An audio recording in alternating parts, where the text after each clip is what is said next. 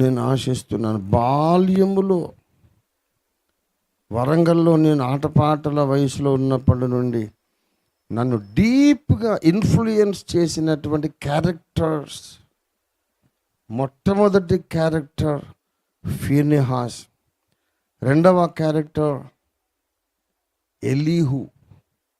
నన్ను సృజించిన వానికి నేను నీతిని ఆరోపించదను, దూరము నుండి జ్ఞానము తెచ్చుకుంటాను. నా దేవుడు తప్పు చేయలేదు, చెయ్యడు అని వాదించటానికి నా జ్ఞానం చాలకపోతే దూరానికి వెళ్ళి జ్ఞానం తెచ్చుకుంటా.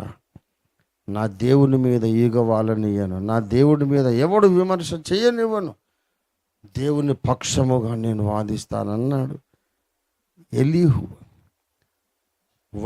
నేను ఎప్పటికైనా బ్రతికితే ఎలీహులాగా బ్రతకాలనుకున్నాను.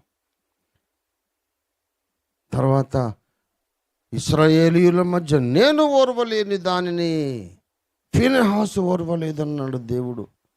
నేను బ్రతికితే ఫీనెహాసు లాగా బ్రతకాలనుకున్నప్పుడు మీసాలు రాలే, నాకు ఇంకా 10 సంవత్సరాలే.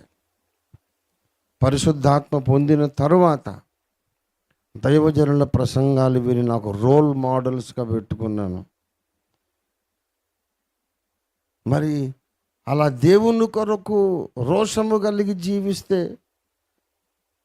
ప్రజలు ఒప్పుకోరు కదా, వ్యతిరేకిస్తారు కదా. అప్పుడు ఏలియా నాకు రోల్ మోడల్.